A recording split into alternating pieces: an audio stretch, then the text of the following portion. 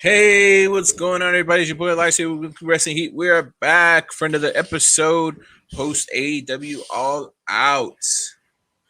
And boy, got my boy Moise here. What's going on, buddy? Nothing much, man. I think that was a great episode. Followed by a horrible Raw and an NXT I'm not really excited about, but NXT always does decent. I think NXT just been in the back of my mind, like as a not care about until the repackage next week. Um, but yeah, man, I want to see what happens to these Raw ratings when Monday Night Football starts back up.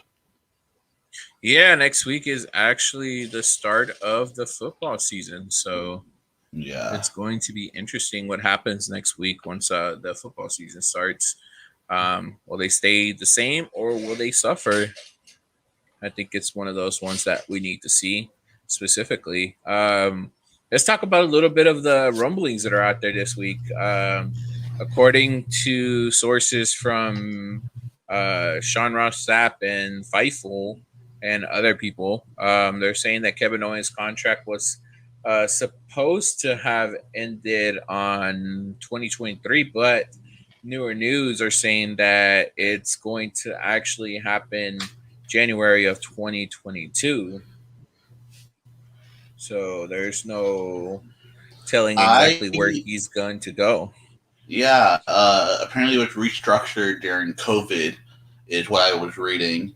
I wouldn't be surprised if he honestly looks at how not only he, but how Sammy is booked too, and goes off the that because he could be booked decent, and he could see that Sammy's being booked like trash and being like, "Yo, I'm getting out of here." And that's the normal thing with unfortunately that's how the nowadays WWE is making wrestlers think when it comes down to it. And it's kind of sad because like you got good talent, but when you have good talent and you're not booking them right or you're not giving them enough opportunities, it damages your brand. It makes nobody want to go to it. I mean, you had the crowd behind Cesaro when he resigned. Then you made him look like a joke the last month, whether he's feuding with Otis or getting killed by Rollins. I mean, I wouldn't want to work there. It's You don't know who the head boss is. When Vince is, it seems like Raw is better, but when Vince isn't there, but even better is like a 3 out of 10, and like it's just a lot of start and stop on these stories. Like Jinder gets a push for Well, a month. Jinder Mahal gets a push for a month. Then he looks like a joke for a month. and Damian Priest, who I like, is how he's being booked. Now he's looking like a monster, but before that, he was off TV for a month. yeah. And you have three. So WWE is not AEW. AEW has 3 hours, and for some reason, they still get a majority of the talent that people care about on TV. WWE has 6 hours plus 10 hours sometimes when they go have pay-per-views, and they're still not getting majority of talent that people care about on TV. no, and that's what going back to this to the topic. It's Mick Foley put out a video today, basically kind of like telling WWE, hey, you kind of did this on to yourself. It's like, you know, part of what makes AEW attractive and is attracting a lot of talent and a lot of audience is because they're creating the storylines, they're pushing the right people, or they're putting the right people in the right spots. Not everybody is getting the main TV time that you would want to see.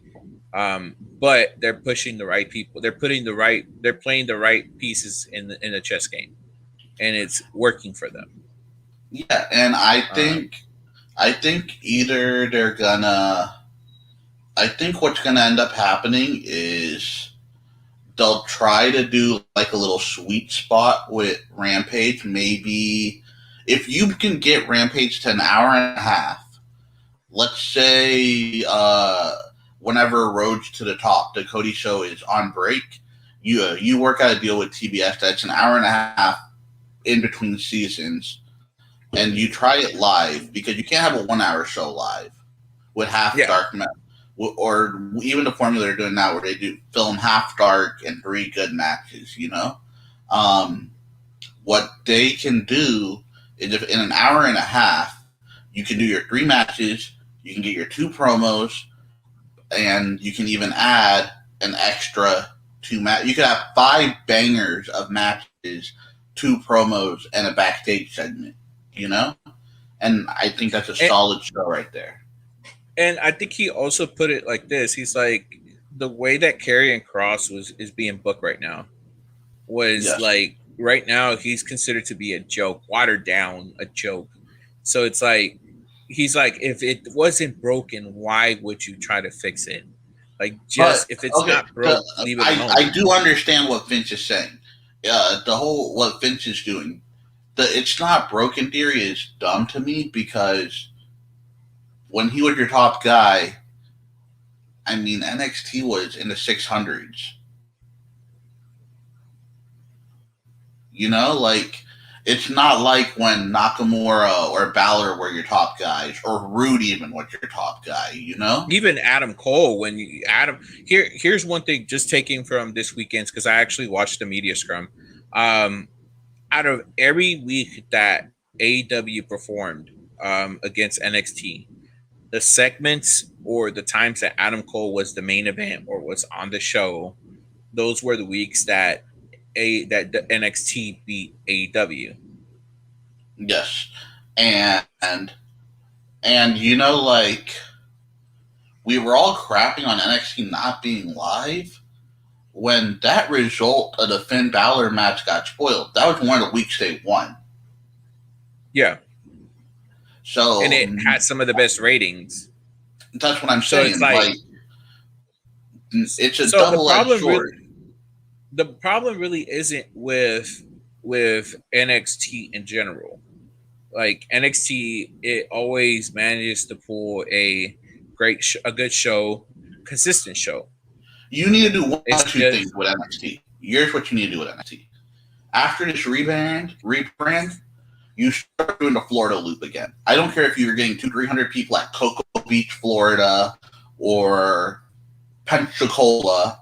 You got to start getting the tours. Yeah, I don't care if it's a 200-seater wreck, because that's what you have right now. And I bet you the lighting's going to be wherever the hell you go. Yeah. But I feel that, in the sense, when stars go to the main thing that is keeping people from going to the main roster, like, point example, Adam Cole had the chance to stay, right? Like, they gave him a nice sizable offer. The only, like, them taking away their third party streaming or their third party, like, that's not a Vince move, though. That's why I don't get why people are getting mad at Vince about that. That's a Nick Khan move. Yeah. But still, it affects the talent. It does. It totally does.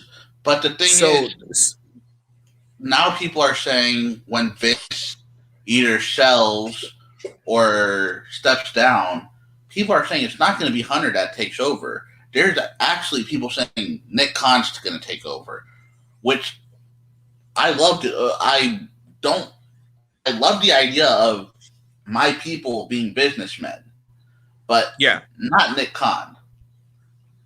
Yeah, no, Nick Khan's a good businessman. Let's not throw that. Let's not throw that to the dirt. Nick Khan does good business. Yeah, they got their highest ever profits, whatever. Yeah. So it works with them, but the thing is, a lot of it has to do with how creative is being run, and the way that they actually treat their stars.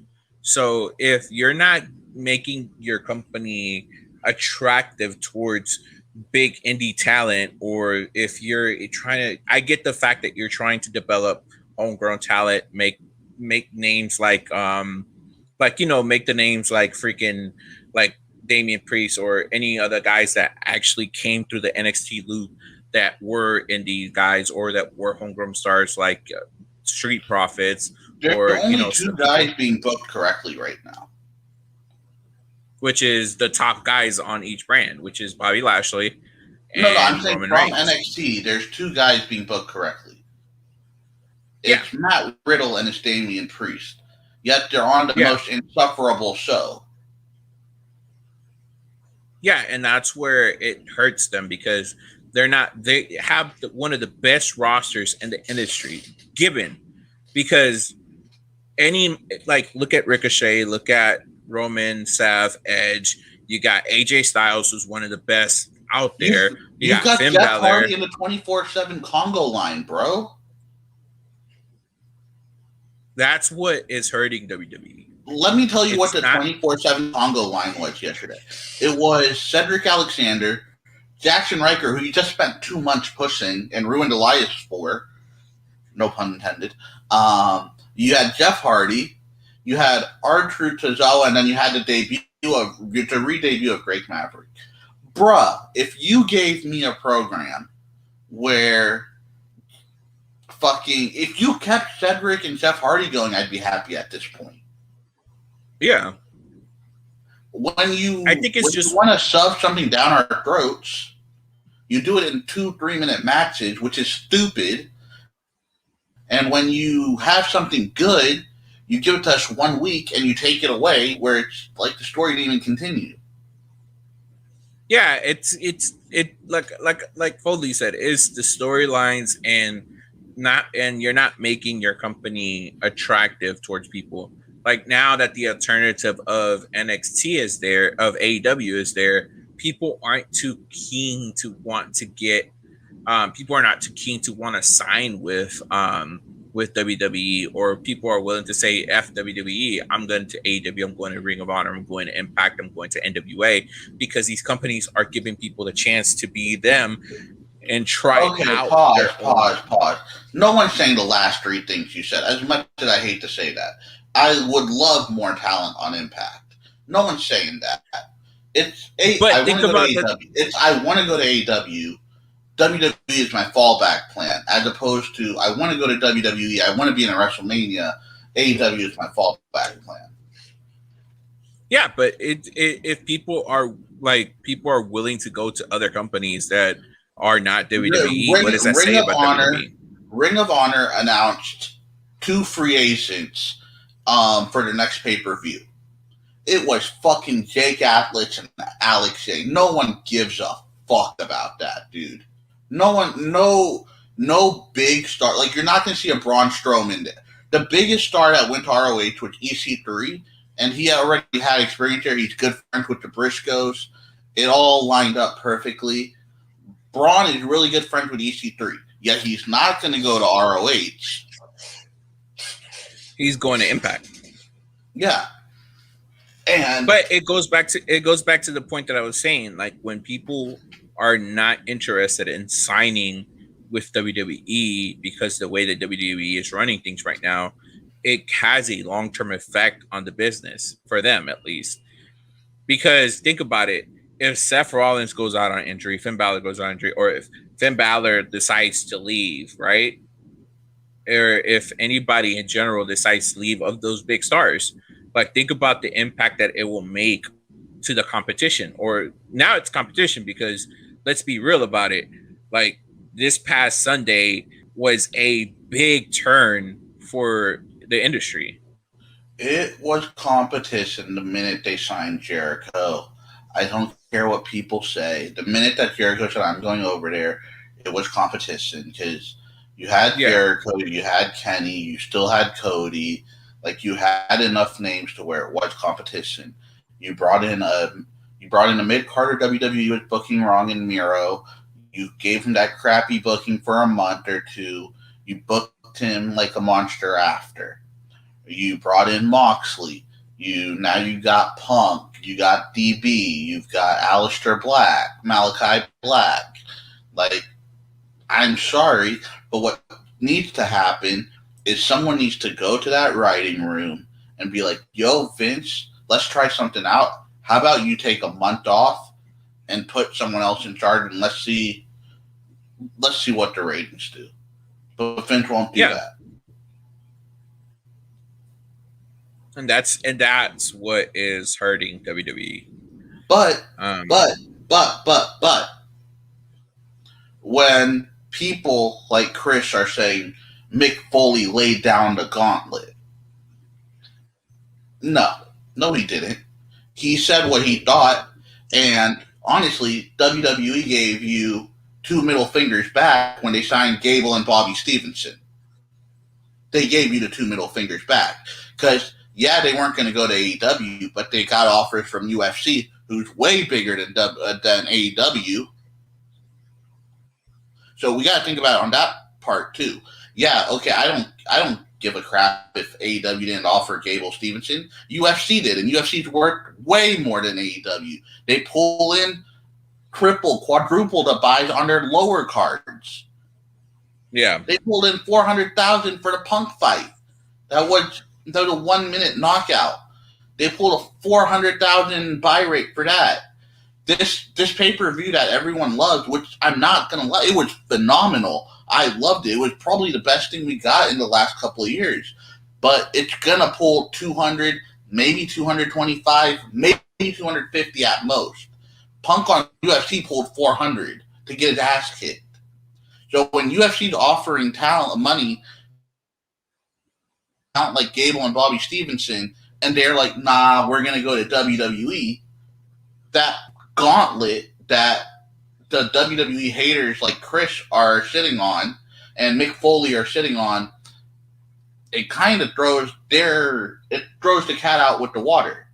Well, it kind of doesn't, because in a sense, if you don't book these guys correctly, Gable Stevenson as a free agent is a bigger deal, I would say, than 90% of the people who got cut over the summer. But again, it goes back to if you book them correctly. It doesn't matter how you book it, because Gable Stevenson signing was on the front page of ESPN. All these people that WWE let go wasn't. It's been on the news, so CM Punk signing with AEW was big. If you type in Gable Stevenson right now, you're going to get more verified news sources than you're going to get for any of the other stuff that happened. And I'm not talking about dirt sheets. I'm talking about like real verified news sources. Variety, Forbes. I'm talking about stuff like that. Bleacher Report, Yahoo Finance, MMA News, all SB those Nation, are MMA much Fighting. bigger than Wrestling Inc. and Rodda.com reporting something. Yeah, but CM Punk, was on was actually on ESPN. How many places do you think reported Adam Cole debuting? Let's see.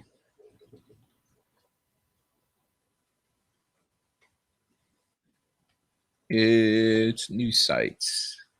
Bleacher Report, Deadspin, Sports Illustrated, Comic Book, Bleacher Report, CBS Sports. Everything you just said, we basically said for Gable Stevenson, aside from MMAnews.com and Yahoo Finance, which alone I think blows it out of the water, and SB Nation, which is also a very reputable site. So that's what I'm saying. Like, those articles are going to get more clicks than the Adam Cole thing. And I love Adam Cole. You know I do, Elias. But yep. We are overreacting on the whole people don't want to go. It's more of a people see it as an alternative to go. They want to go to AEW first, but WWE's also like, nah, we don't want to sign you right now. Unless you have an athletic background or unless you have some sort of modeling background or anything, which I don't blame, dude. Trish Stratus, Kurt Angle, Brock Lesnar, like, those are all bigger names than but they're still signing indie talent. They're still signing indie talent. That's what I don't get, where all this stuff is coming from, because think about it for real. They're signing indie talent that has a look that they want. Yes. Like, they got the Usos' little brother. Yeah, he's pretty big boned. So it's like, So it's like they're doing what makes them successful. At the same time, they're not the releases that they made. Yes, they sucked, but from in a sense, it's like the industry is basically, and I put this down pretty much. I posted on a forum yesterday, and I was like, all right, like, why do you think WWE is dying? Because, like, and this is what I said clearly. I said, why do you think WWE is dying? Because for last time I checked, they've had some of the best matches out there in the past year as well, with Dragunov versus Walter, the Seth Rollins versus Edge, and I like big moments like Edge returning, Christian returning, Biggie winning the Money in the Bank. They've had good moments. They have one of the best women's divisions in the industry. Okay, they have the best women's division in the industry, right? But they have the poorest women's booking on Raw. Exactly. But that's stuff that can easily be fixed. Can it? And I mean, I've been watching Raw for the last 2 years. Something has to change. If not, it's gonna cause. I'm telling you, someone needs to go back there, be like, Vince, I need you to take a month off, bro. Go to Hawaii, go to the Maldives, go to turn your phone off, don't bother us, come back and look at what happened. If it's lower, then obviously, if the ratings are lower and the profit is lower, Vince, you're doing something right. But if there's more interest in the product, the ratings are the same, and the profit is the same, then Vince, you're obviously doing something wrong because the interest is higher. Yeah. Let's start with the show. We got to start with the show, bro. It's already 8:40, almost. All right. AEW All Out. Overall thoughts on it? I loved it. I thought it was a great show. What are you gonna say, man? Like, it's a great show. Would you consider All Out to be the industry's fall WrestleMania? They got All Out's bigger than Full Gear, I would say. But here's All the thing, Out is their staple pay-per-view. Here's the thing, Elias. What if Full Gear is a better show? Full Gear's in November. It could still be a fall WrestleMania, right? But given the booking that happened this weekend, I don't think it could get any bigger than that. Here's what I'll tell you. Let's see how. The reason I'm going to hold back on what you just said is I don't think AEW is going to book this Wednesday balls to the wall, because the week after is the Arthur Ashe show. Yeah. So I don't think they're going to go all out. So it's not like a Raw after Mania, situation, or a SmackDown after Raw after Mania situation. But here's the thing with the Arthur Ashe show. I think it said 15 to 20 members of the roster are going to be on the Jericho cruise. Yeah. So I don't know how I don't know the list of talent going on the Jericho cruise, but we'll see. I think I enjoyed All Out. And I mean, from start to finish, the only thing that I could probably say that was kind of mediocre out of all of it was the women's battle royal. The only thing that I liked, the only thing that I would actually say that was kind of was like that made it good at the end was the Ruby Soho debut. I really feel kind of like bad for Thunder Rosa because she is the heart of the women's division right now. She's gonna get that title. She's gonna get that title. I know she is. Bro, she's gonna have a winning feud against Nyla probably here soon, and she's probably gonna lose her feud to Jade Cargill, which is understandable because if you listen to any podcast, Jade Cargill is apparently the next Charlotte to a lot of people. And I think once she loses that feud to Jade Cargill, I think she'll have enough sympathy to go after the title and win it. Yeah, we'll see what happens. Anyways, I think my favorite match out of all of it was, I will admit, was the Young Bucks versus the Lucha Brothers. Yeah, I'm surprised Matt didn't give us his thoughts on that because I really wanted to see his thoughts on that. It was my favorite match as well. I don't give a fuck what people say about the Young Bucks. They know how to get heat. Like, dude coming out with the Hulk Hogan mustache. Everything I saw on Twitter was, this guy looks stupid. And I'm like, hey, if he gets the "you look stupid" stance, he's doing his job. But that's the point of them being heels, though. You gotta hate them. Exactly. And the things that, like, as much as I think that it's a watered down version of the Bullet Club, I like the fact that they're getting the right heat. So this is like that heat. It's like a natural heel heat that you rarely see nowadays. Do you like the Elite more or the current Bullet Club? I like the Bullet Club. I watched. Okay, before you give your answer, I watched about a month of New Japan television this last couple of days. There's no star power in that new Bullet Club. It's because nobody. All right, so the way that Bullet Club really made the Elite. I completely agree. I'm saying now, though. I'm saying now, which faction to me, Bullet Club is still Bullet Club. Let me say it this way. You're starting a promotion. I'm letting you sign 5 talents. You get the Elite, or you get 5 members of Bullet Club. Which one are you doing? I'll build around Bullet Club. Oh my god. But there's a reason why. Because before you say this, you saw the reaction when Kojima was announced as Moxley's opponent. No one cared, dude. And I was very upset about it because I was watching Impact, you know. So but look at the reaction that they got when Minoru Suzuki came out. Cool, and then we'll see the ratings, and if the ratings are low, then it means that people are not really interested in Japan they're supposed to. Kenta coming back with one of the lowest rated segments. His match in AEW was one of the lowest rated segments in AEW history. And that's Bullet Club, right? Yeah, Bullet Club. And also given that a lot of the mainstream audience is not caught up with New Japan. So that's what I'm saying. Why would you want to build around Bullet Club when you build around the Elite? Because of the fact that I can they're all English speakers. From my booker's cap on,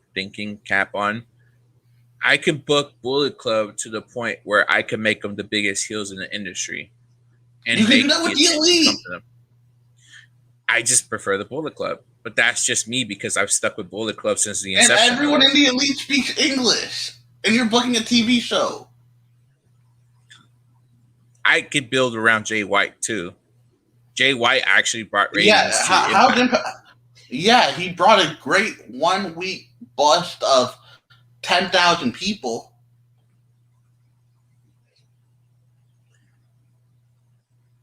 The reason I wouldn't book the Elite is because to me, if I were to start a promotion, these guys already are established. If I want to establish more talent, I would book the Bullet Club because I could establish them more. Think about it like this. If it wasn't for Jericho, Cody Rhodes, Dustin, when AEW started, did you really put Dustin in there? He's well-known talent. Bruh, Elias.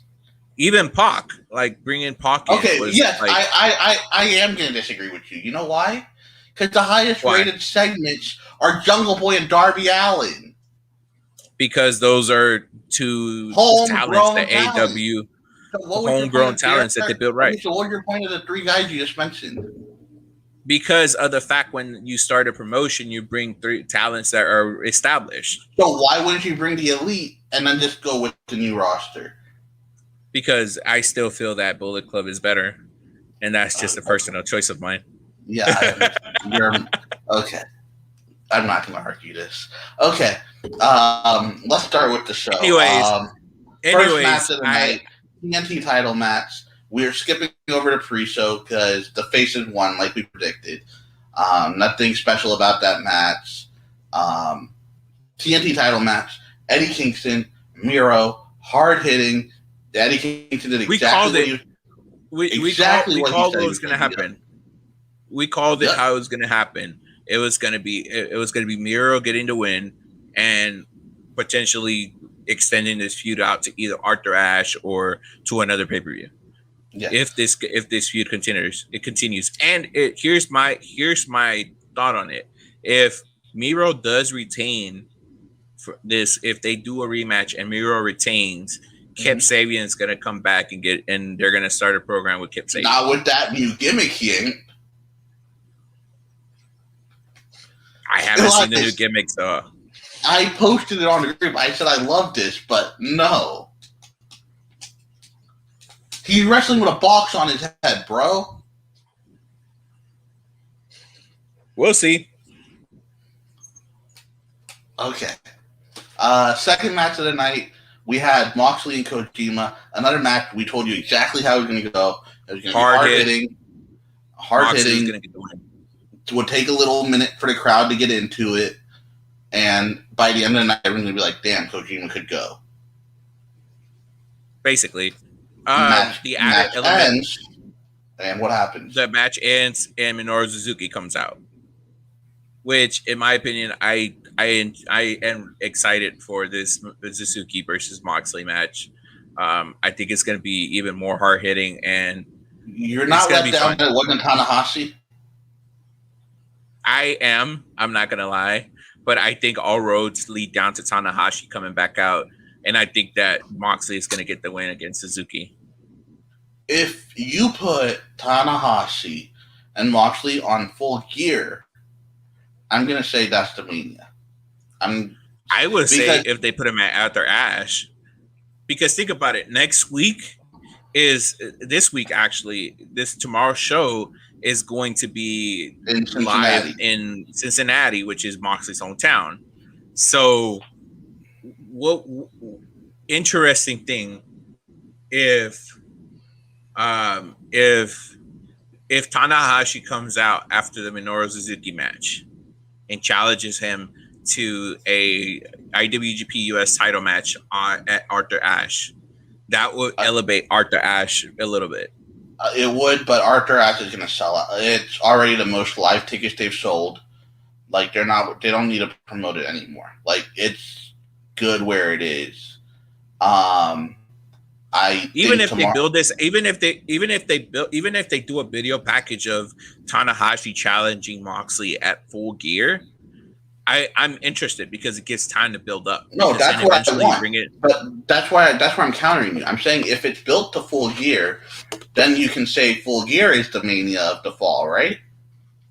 No, I still think All Out is the Mania of the fall. Tanahashi is the John Cena of Japan, Elias. You just said you were going to build a company around Bullet Club.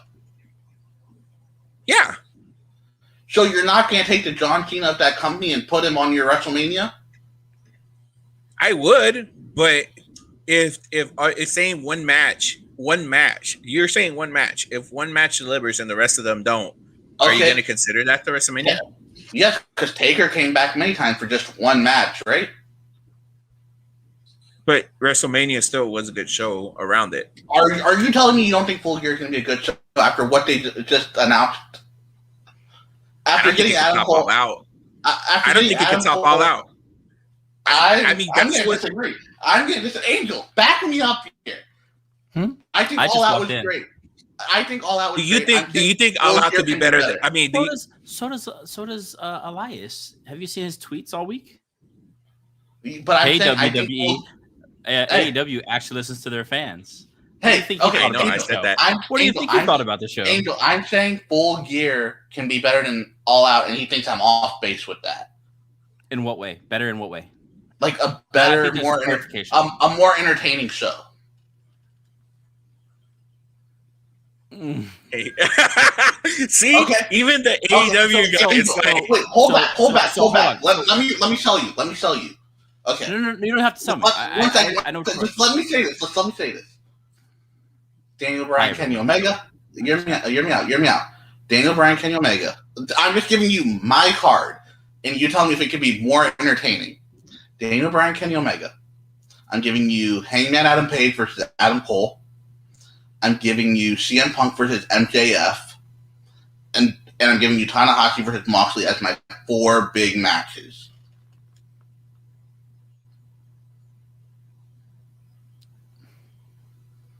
Okay. You don't think it'd be more entertaining than All Out? So that's what I was going to get at. So entertaining is different for different people. For example, our buddy right here thinks Karen Cross in a mount. He's looking for a different kind of entertainment. He wants the big spectacles, the oh my god, I didn't expect that debut. Oh, that debut. Oh, holy crap, this happened. Like, that's a different type of entertainment. I think from a pure wrestling standpoint, this card could be better. Absolutely. Full Gear. And then just to pop Elias's boner, at the end, Kevin Owens debuts. No, not Kevin Owens. At the end, I have he's not done till January. Is it January? Is that what they said? Yeah. Hear me out. I have Bray Wyatt, Strowman, and Eric Rowan debut together. Boom. I don't want Titan. That's what he's going by. Strowman. That's what he's going by now. I don't want him in AEW. Okay, fine. Wyatt and Eric Redbeard, and that would be my debut. And I think the internet would still go crazy just because it's Wyatt. I think Wyatt. I wonder what he's gonna go to. Here's my thing. Like, he's got to go. Here's my thing. Back, but I want him to stay forward. From a standpoint of what happened this weekend. All Out was wrestling, pure wrestlers entertainment. Was a common person who's never watched AEW's entertainment, and the spectacle, the pop, or the surprises it delivered on all 3 levels. That's what makes a great show. Okay, what can have a higher buy rate? What can have a higher buy rate? This is gonna be hard to top, man. I was telling Elias they're expecting 200 to 225,000 for this buy rate. For All Out. Yeah, I think adding it on Fight TV, add another 10,000 to it. I think that All Out, Full Gear, if you do it on those 2 platforms, you do it on Fight and you do it on Bleacher Report, I think we'll go 15 to 25,000 more on the buy rate. Dude, that's $10 million. Yeah, that's Saudi Arabia money. No, that's what they just did. If you said it was 200, that's what I'm saying. That's Saudi Arabia. Those numbers won't come out to the end of the week. Yeah, on the buy rates. No, sometimes it takes like months to come out, right? Yeah, depending on it takes a couple of weeks. You get the preliminary ones at the end of the week, and then you get the final buy rates within the next 2 weeks. But speaking from a perspective, I enjoyed All Out from top to end, from start to end. From even the women's battle royale was, I think, the lowest point of the event, but it still had its high points in the whole thing. Speaking from it, I think after that cage match, anything that happened would seem like it's the lower point. I don't think the women's match was a low point. It's weird to say because I didn't mind it, but the Paul White thing is the lowest point of that show. Yeah, but that was straight. That was a cool down. That was a cool down. I said that was a cool down. That's on purpose. And if that was, even that was still pretty. It delivered for what it was. And the women's thing didn't to you? No, I'm not saying like if we had to choose. I was upset with the real elimination. Yeah, like if we had to choose a low point of the whole event, I'm not saying it was trash. I'm saying that if we had to choose a low point of the event, I think the women's battle royale had its high points and its low points. In my opinion, I think that it was the low point because of the fact that it had like the real elimination, the Blue Sky elimination. She could have stayed on a little longer. I think that a couple of Sky Blue, yeah. I think that what you crush. I think whatchamacallit, the women's champion, the old women's champion, Riho? Not Rio, but Hikaru Shida could have lasted a little longer. But but she, I mean, you kind of, anyways. it kind of devalued her a little bit, in my opinion. Okay, she deserved better. We'll get to that. Okay, so we talked about the first two matches. We said they were both exactly what we predicted. We both knew who was going to win, and we both knew that they were going to be hard hitting, and lead to a good match. So now we're going into the third match of the night, which was cage match. What's the third match? The cage match? It wasn't the third match. No way. No, that was the fourth match, right? Oh no, the women's championship. Women's championship match. I thought Statlander looked good. I thought Statlander was pretty badass. I thought the OC spot was cool outside where Orton Cassidy blew his cap. Yeah. I thought that was really cool. I would have liked to see that more in if you do one of those one-off championship matches, where it's Trent Beretta versus Kenny Omega on a random Dynamite. I would love to see it there, but I'm not going to. Oh my god, whose car is that? Okay, he's in his garage, bro. That was the worst time for that. I know, right? I think the match was very good. Britt is a star. I think Chris is getting on her way to be a star. I think that the ending sequence of that match was pretty cool, and I think it popped the crowd from the the Pittsburgh Sunrise all the way to the final thing. I think it was pretty straightforward. It was pretty legit. I liked it. It had a great pop feel for everybody, especially with the tease from Adam Cole. So I think they ended it where they should have, and I'm excited to see what's next for Britt. I've always felt that Britt should have been on top a little earlier, but I'm excited how they're pushing her and how they're booking her. Well, we know what's next for Britt. I know, Ruby. Yeah. Mm-hmm.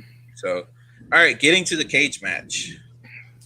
I think this. Sorry, Ty Conti just posted a great Instagram picture, by the way, guys. I will agree with the saying that this was probably one of the best cage matches in a long time. Fuck cage matches. This was one of the best matches in a while. I think this is a match of the year candidate. I think it had a little bit of everything I wanted. Cutler still got involved. Don Callis on the mic added to it, I think. You got that sympathy. You got the great entrances. It had everything. The entrance alone killed it. The entrance alone killed it for me. Bro, you can call me a Mexican, but I'm a Mexican, okay? That's all I got to say. I mean, it hit home. It hit home for la raza. And the great thing about it was that the title change was unexpected because people still till the day of thought that the Young Bucks were going to retain. I kind of felt like they were going to lose because of the go home episode, right? How it ended. Yeah, someone was gonna. Kenny wasn't going to lose, so you had to assume it was going to be the Bucks. But I honestly, I couldn't have picked a great team to them to lose it to. Apart from them, I would have either them or PMP. But Pride and Powerful. My thing was just looking up and down the card. Omega's winning. Britt's not losing yet. Miro. If this was in New York, maybe Kingston has a chance, but 3-week build up, it'd be harder to sell me on that. This match has the most chance of having a title change, and I think you have to have one title change after 4 months. I think it was perfect though. I really think it was perfect though. The way they did it, the way everything that they made, they made it seem that PMP, I mean not PMP, but the Lucha Bros were on the opposite side of it through the match. Specifically when they got to the thumbtacks on the shoe with the super kicks and all that, it did feel like the Young Bucks were going to win, and then for them to change it and just surprise everybody. You guys know Candice LeRae took a super kick with that shoe to the face once? Yeah. Back when she was at PWG. Yeah, in that PWG, it was her and Camilla? Ryan. Oh, The other Joey. Yeah, the other one. The real bad boy. The real bad boy. Oh yeah, the real bad boy.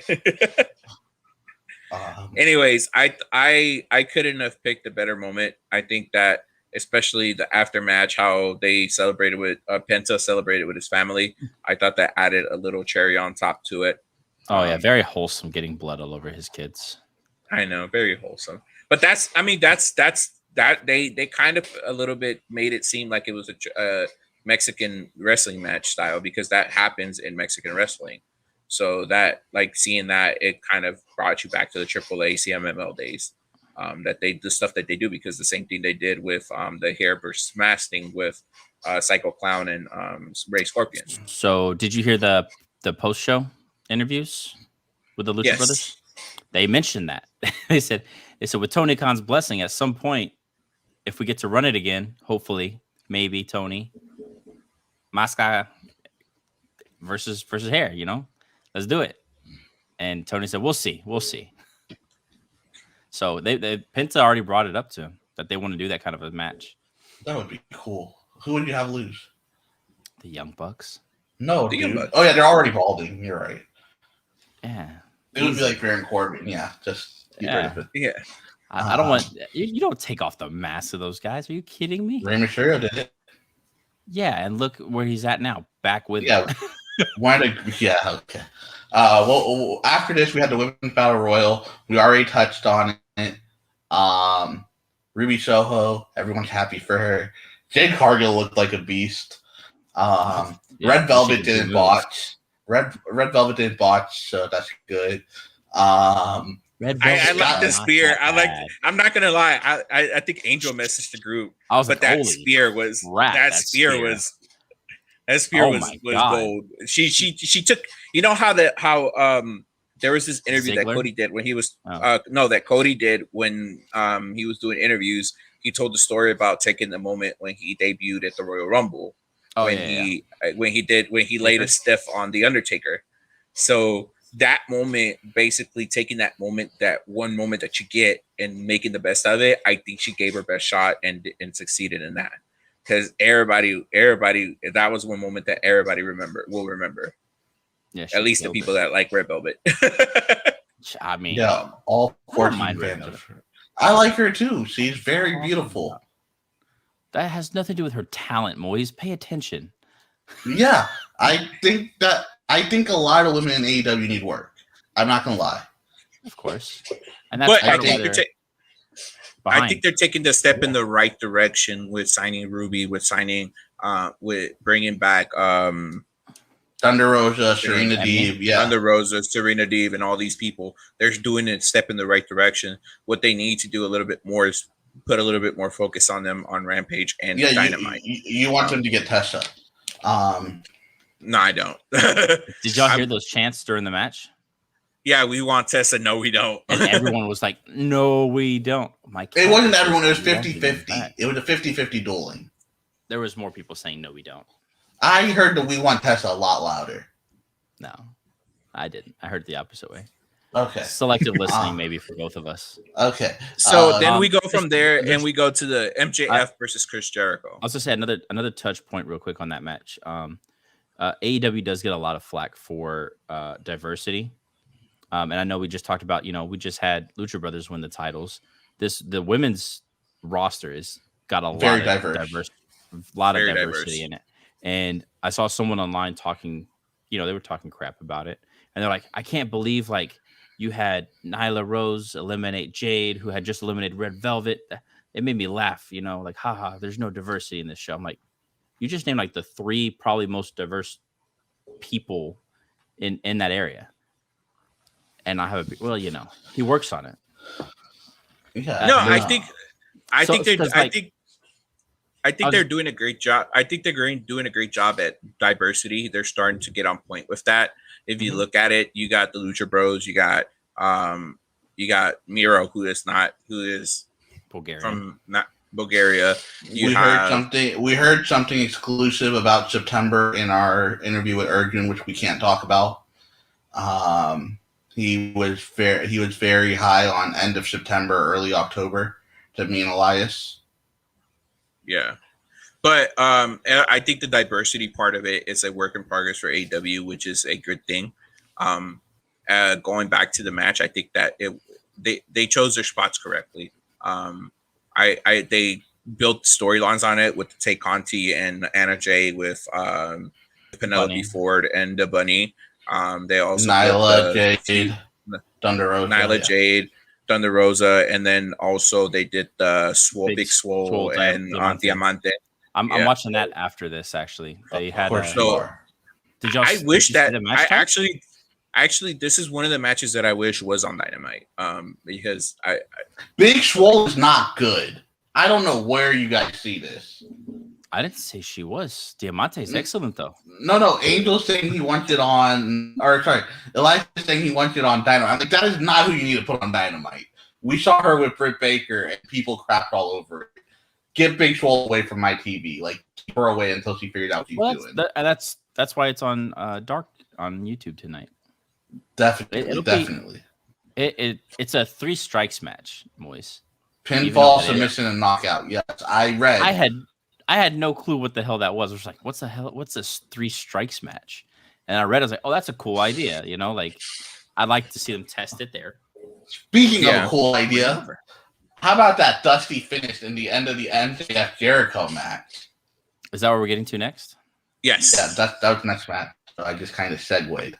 Yep. Yeah, I think that was actually a great moment to do. The scree finish, the Dusty finish. Aubrey's facials, I thought it was great. Yeah, Aubrey's facial when she was like, "Damn it, MJF won," and then the referee comes and Aubrey's like, "Restart this match." Do you think Jericho was a little late on it though? I don't know if that's on purpose or not.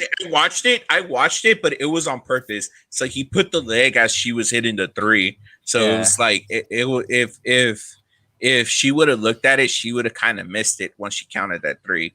But she was in the right place. So I like the fact that the outside ref that was trying to break Hager and Wardlow up caught it. So there's reasons for things that happen in this company. Yeah, now MJF is gonna be like, Wardlow, you cost me, and we can go somewhere with that. Is that where you think that's a good option?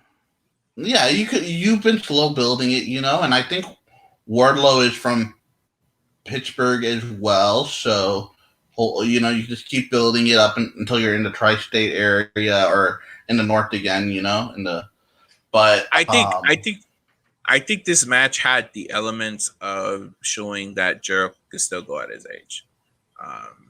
The fact that he hit the Lion Tamer was kind of surprising to me because the last time he almost botched it. No, he didn't. Almost. Yeah, remember? That was everyone like on the 3 times. Everyone called him out on the internet for it, and he hit it perfect and said, "Take that." Then he hit it. TNT. Yeah, he hit it perfect the next week. So, CM Punk versus Darby Allin. Where do you go with Jericho from here, really quick? That's a good question. Oh, he's going on his cruise. Probably get COVID. He's off on every Wednesday. There's no touring on Wednesday, so he's but his cruise is during the Wednesday. Oh yeah, but that's not. No, but long-term plans. Where do you go? Where do you go with Jericho from here? Where's the next viable move for him? Does he go back after the AEW title, or does he go and try to put over a random star now? I think he's got to put over someone now. I think Ricky Starks and Jericho would be a lot of fun if it booked the right way.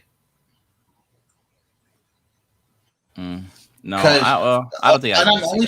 I'm only saying that because you maybe have for Mike. But you have Tag and Jericho on the mic on Rampage too, and I think their back and forth is really funny. So I think, you know, you could slowly build to that, or honestly, I would have him get squashed by Miro if we're keeping the title on Miro for long term. It's something's got to happen with Inner Circle, right? I think you have to start putting them back on TV together again. They've been separated now for a month and a half, it feels like. Yeah. So I think you had to do something with them well, together. everybody started doing their own thing. I think Sammy went against Sean Spears, and then Jericho was trying to finish off MJF, and then what if the PMP went against FTR. What if you do Inner Circle against the Men of the Year and Dan Lambert's faction? I think they're doing Scorpio CM Punk. Scorpio and CM Punk. Punk has mentioned Scorpio and Lambert, MMA, CM Punk. Oh yeah, maybe. They had a promo during this pay-per-view saying, and Darby and Ethan already had something pretty close. And Darby and Ethan had their stuff too earlier in the year, so Ethan could be like, "Oh, you picked Darby over." Yeah, okay, I could see it. I could see the MMA guys beating down Punk, and then oh man, it's just it's all written and already. So then we had CM Punk versus Darby Allin. I want to hear Angel's thoughts on this first because he never got the whole CM. He never watched during the whole CM Punk era. So what were your thoughts on his match? What did you think of Mr. Brooks, aka Punk? He got me into the match. I didn't think he would, because I was like, I don't really care about this dude. I really don't. I hope Darby just does everything, so everyone can be like, whatever. But no, one thing. Match. It was really. It was cool because he took it really slow. I say him and Darby took everything really slow. There wasn't a moment where I thought it got off the rails. Like everything had purpose to it. It was really cool to see. And obviously Darby. I love the GTS to where he fell on the outside. Yeah, Darby throwing his body all over the place was crazy. I think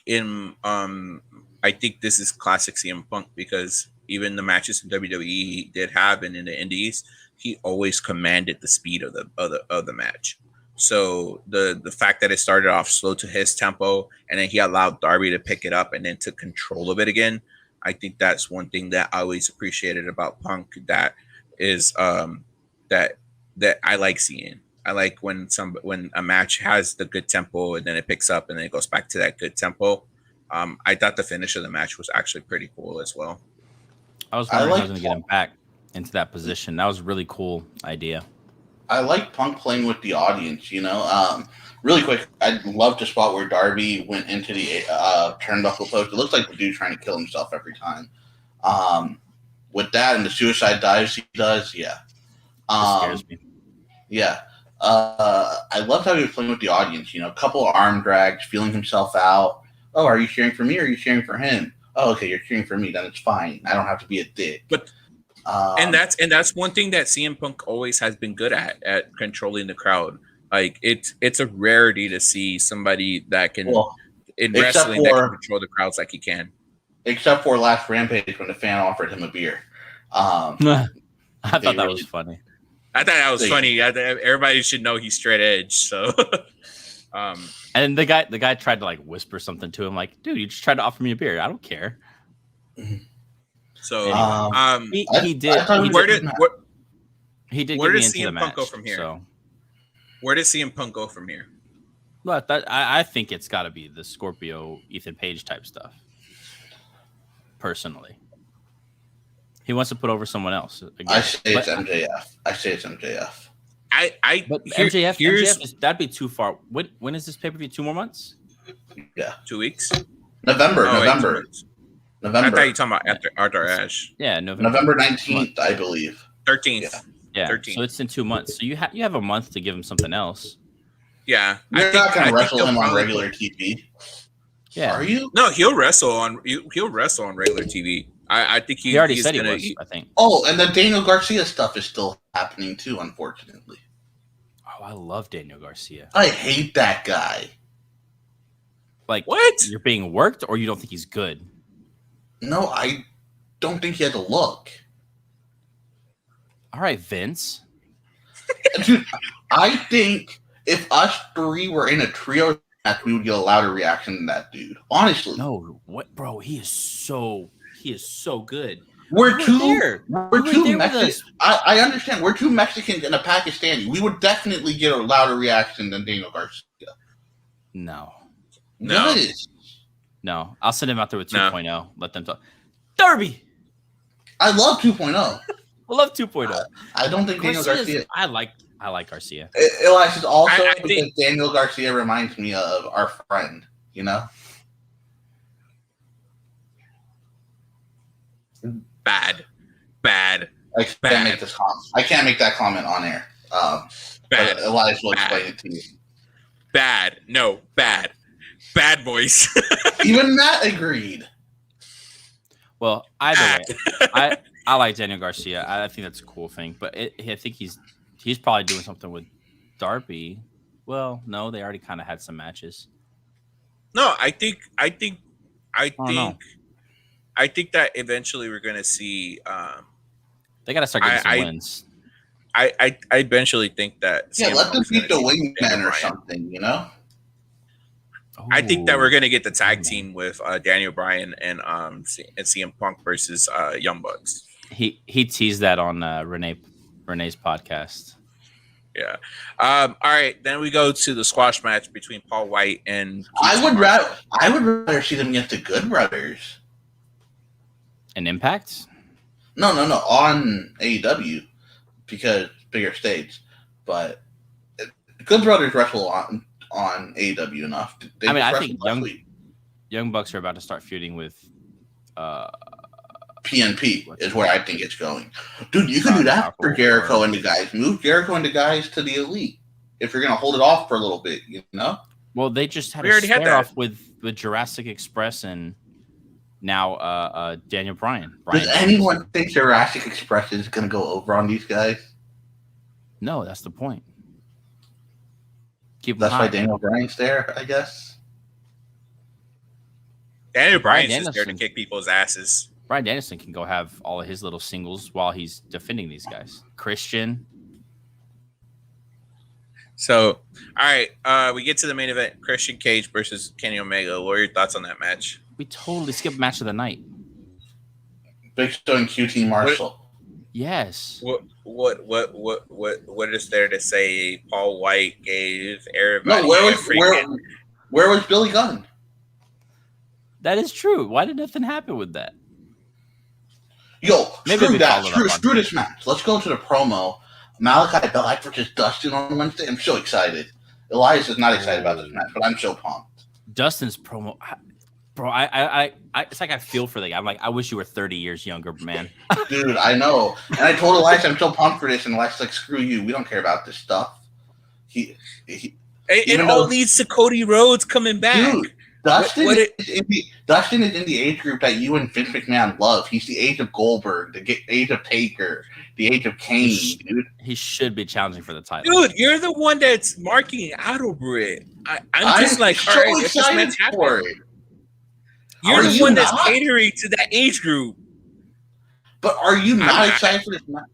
Okay, you know what the difference is? Are you not excited for Malachi? I'm excited for Malachi. That's it. I want him to do the Black Mass on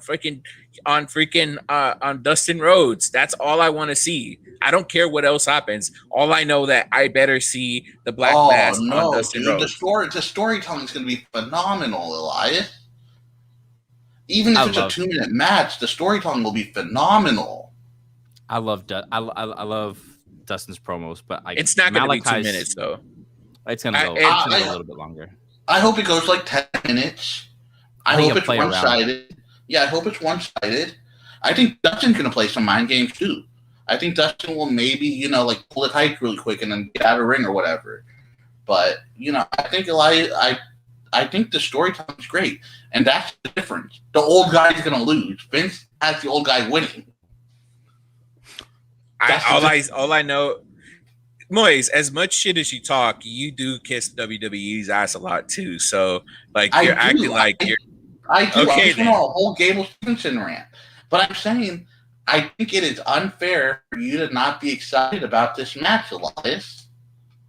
Because I'm more excited. I'm more excited for Mox versus Suzuki. I'm sorry. We talk about storytelling. Why can't you be excited for both? they're both going to tell great stories. So is Pac and Andrade because these are storytellers. Why can't you be excited for all three? Because I prefer Minoru Suzuki versus Jon Moxley. You can prefer that, but that doesn't mean you can't be excited for something else. You prefer Nikki Bella. You're not going to say no to Brie Bella. I will say no to Brie Bella because I don't want to get my ass kicked by Bryan Danielson. Okay, you prefer Brie Bella. You're not going to say no to Nikki Bella. I'm not going to say no to Nikki Bella. I will say no to Brie because I know that Bryan Danielson is going to come and fucking kick my head off because he doesn't care. Go for his neck. You'll be fine. Oh my God. Sorry. But why can't we be excited? Elias, we always crap on AEW for not storytelling. I think Dustin is one of the greatest storytellers in the business. I think Malachi. I agree, but I'm not. I already know the outcome of the match. Malachi Black's gonna win. You knew the outcome of Miro and Eddie Kingston. No, because that one could have gone either way. If they really wanted to, they could have put the belt on Eddie. They could have Dustin win. Arn already blocked the Black Mass. Yeah. God forbid. That was funny. God forbid. Let's say Malachi Black steps into the ring and tears his ACL. It's going to be the finish that FTR and PNP was. The other team's going to win. God forbid. But that's what I'm saying. Like, I want to see Malachi Black and Eddie Kingston. Oh my God. Can you imagine the mic work? Oh, I like the pro. I will say this. The promos that both guys gave did make me interested in this match. But to say I just don't want So you are interested. That's all I wanted to hear you say. That's all I want to hear you say. If you're interested. He wasn't. Yeah, that's all I wanted to hear. I'm more interested in I am excited as far as excitement goes. I'm more excited for Suzuki versus Moxley. Yeah, but that didn't mean you can exclude your excitement from this one. Hey guys. Can you get these comments on the board really quick from Certified Hustler?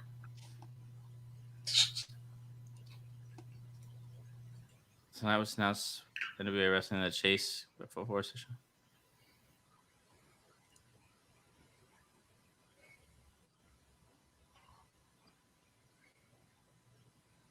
All right, so NWA is going to rule the world again. Okay, with their 10,000 views on YouTube. All right, let's continue, guys. Thank you for joining us here at Weekly Wrestling Heat. We appreciate you for watching our show. 8 weeks episodes. Yeah. We would love to interview you. Come on next week. 8 weeks? Wait. They're taping 8 weeks of episodes tonight. Oh, starting December again. These. Oh, so they're doing more episodes. I get it now. Is this spam or is this a real guy? I don't know. Are you the real person there, Certified Hustler? Because are you the real St. Louis, the president of the fan club for NWA St. Louis chapter? And it sounds like a fraternity. I know, bro. That's just like he said when he said this is the St. Louis chapter. I was like, oh, is this a new LSO? Fraternity? What's going on? Certified Hustler, go ahead, find Elias on Twitter or Instagram, send him a message, we'll get you on the show, bro. Yeah, we'll let you talk about it. If this is a real person, go ahead, find me on IG. I am Mr. Laredo, and we'll talk more. I am interested to see more about this, hear more about this. Anyways, main event, Kenny Omega versus Christian Cage. I'm just reading this guy's comments. Christian Cage, Kenny Omega. I enjoyed this match. I love the finish. I love the finish. I was watching it live, obviously with my, I guess my boss, but he's not my boss anymore. Whatever he is now, coworker. And it was such a different match than that Cage match that I was enthralled with it though. Like I was leaning more into my screen when I was watching it. Versus like the Cage match, I'm just like, oh my God, like I'm, falling away from excitement. This one had me like looking into it to try to see what was going to happen. I never thought Omega was going to lose, but I still bought a couple of the the false finishes. I know what you're laughing at. That's why. So yeah, I like the match though. But yeah, this match definitely, it felt like the crowd was just waiting for what was going to happen after. I think that the beatdown at the end, and then I thought the match ended good. I really liked the Warning Angel from the top. I thought that was a good finish for it. Debuts. Adam Cole came back from the dead. We're already dead. Lights. Yeah, the promo and the beatdown was actually pretty cool. Adam Cole's music hit. The crowd went wild. I really thought that him coming back, he was going to be against the Elite, because the way that they, like me following BTE, you saw how they kind of kicked him out and did everything.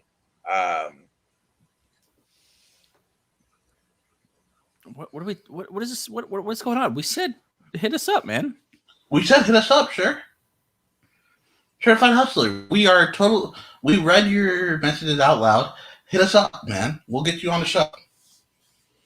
Seriously, there's stuff. But I thought that all right, well, hit us up on. I think he might be on a delay. That's probably what it is. Yeah, I think that's what it is. No, but Certified Hustler, you're more than welcome. Hit us up at Weekly Wrestling Heat. We'll talk more offline if you want to come on our show. We'll let you talk more about NWA, because we do support indies. We do support NWA, ROH, Impact, and New Japan, everything. So yeah. I can't wait for the finals match. Real quick, just talk about Ring of Honor. I can't wait for that women's match. Oh yeah, Miranda Elise versus Roxy. Yeah, Roxy. I hope Roxy wins. She won't. But all right. Either way, going back to it, I think that having followed BTE for a while, seeing how the whole thing with Adam Cole ended, I thought they was going to come back. But I like him align himself with the Elite, but I also think that he's going to be the reason that the Elite get into issues. He's the baby you have to prevent the divorce, but the divorce still ends up happening. That's good. Wrestling saved me, bro. I'm from the streets of St. Louis. You ever heard of Eddie Kingston say that professional wrestling saved him? You ever heard of any person that saved him? 8 weeks ago, I lost my best friend. He was shot and murdered in St. Louis. That was my last friend. About 9 couple are in prison. Rest are dead. Sorry to hear that, man. Sorry to hear that, man. So the debut of Adam Cole, and you had people doing the yes chants, right? Like they assumed it was Bryan Danielson coming out. And then when he said, they're already dead, and Adam Cole comes out, I'm like, oh, well, that's cool. They threw us for a little bit for a swerve. They aren't doing Bryan Danielson. Certified Hustler, I totally hope that NWA does make you a paid member, so you don't have to sell fake Jordans, fake purses, and go to nail salons anymore. I really do want to tell you, if you are really interested in it, the door is open for you to come with us on our Weekly Wrestling Heat. So if you want to come on, let us know. Yeah, send us a message. We would like to talk to you. So let us know. So it was, but then Bryan Danielson coming out was pretty cool. Were y'all upset? What theme he was using?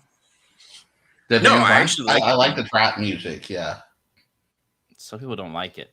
I heard someone say Bryan Danielson's trying to get people to twerk to old school, to what is it, classical music. I thought that was funny.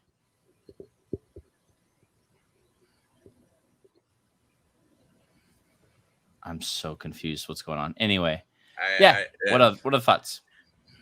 I really enjoyed Danielson's debut. It did catch us for. It was the sword that they threw at the end, because I only thought that it was gonna be Adam Cole, and then when Kenny Omega was like, I bid you adieu, like good night, and bang, and then just all of a sudden his music hit. I kind of marked out a little bit, because it was more than a little bit. Yeah, I will admit I marked out. You turned your back on WWE once that happened. No, I'm gonna actually. I actually have to head out. I'm supposed to head out at 9:15. I was really excited. I think Adam Cole's the baby that saves the divorce, but the divorce still happens. Shout out to Certified Hustler once more. We'd love to get you on the show. Elias's Twitter handle is his username. Mine is at MoysH91. Angels is Big Angel Gonzalez, I believe. I don't have one. Okay, so yeah, just not hit one of us either up, way. And we'll hit one of us up on Instagram as well. We are Weekly Wrestling Heat. So Angel, be a little bit earlier next time. Yes. I was at work. Quit. All right. So final thoughts on as we end this. Final thoughts on All Out. Oh man, how can you not love this show? There was nothing to not like. I saw some people saying that the card felt like it was going to be a little bit weak. You know, like it's a one-match card because you really only had people looking forward to CM Punk Darby. Every match, the whole from Miro all the way, I guess Eddie Kingston was the first one. From Eddie Kingston showing up all the way to the end with Bryan Danielson, I never once wanted to stop watching. And there's certain pay-per-views that we watch where I don't look at some matches. Yeah, you tune out in some ones, and then you get to that point where you're just like, all right, now I'm back interested again. And this one, it was more consistent. Every match had a meaningful end, and it had a meaningful moment on it. Mm-hmm. Go back to what I said. I think that in my opinion, I think All Out would be considered in AEW's Fall WrestleMania, because the way that they do it and they pay so much attention to it, I think that it should be the Fall WrestleMania. Yeah, this is their WrestleMania. This is their whatever you want to call it from WCW, right? Like this is it. It's a great show, great pay-per-view. I don't know if I put it ahead of Revolution 19, but because that had a lot of better, I think, great matches. But this one just overall from top to bottom was definitely, it's one or two of their best pay-per-views. Yeah, no, I agree. I think this one has potential. I think with the cage match itself, I think it's one of the ones that has a potential of being match of the year. Revolution did win match of the year. Yeah, but I mean, this 19. One might win match of the year. Oh, I like you're saying that again. Okay. Yeah, again. I think the only match that I can say that probably like challenges it, in my opinion, would be the Dragunov Walter match from this past takeover. That's pretty much like as close as it gets from those two. I don't think there's. I think both have the same kind of tempo, the same kind of intensity that matched each other. I will give the edge to the cage match, being that it was a interesting title change, which we kind of did foresee, but kind of didn't foresee. More interesting than Walter finally losing? Yeah, it's surprising, but yeah, I support the Lucha Brothers, so it's like I love the fact that they won. And so Chicago was behind them like crazy. I haven't seen it. It was like that in Dallas. It was pretty heavy Lucha Brothers in Dallas. Yeah, Houston, I was surprised it wasn't as much, but Dallas definitely was. So anyway, that's my final thoughts. Thank you all so much for watching. Elias, go ahead. All right, ladies and gentlemen, thank you for joining us. We will be back next Tuesday, with another episode of Weekly Wrestling Heat. We'll be covering everything from the fallout from this Dynamite episode, NXT, SmackDown, NWA, because I think there's some couple of things that are going on in NWA that are pretty interesting. Rampage, of course. And then we'll come back with another. We're getting ready for Extreme Rules. We're getting ready for the Arthur Ashe show, which we'll talk more about next week, which depending on what the card is set for the week for that Wednesday. I think it's going to be interesting. I think Arthur Ashe is going to be another special show that might be pretty cool. Mm-hmm. Yeah, that's pretty much it from everybody here in Weekly Wrestling. Follow us on our social media handle, Weekly Wrestling Heat, on Instagram and on Twitter _Wrestling Heat. Follow us on our Twitch channel at Weekly Wrestling Heat TV.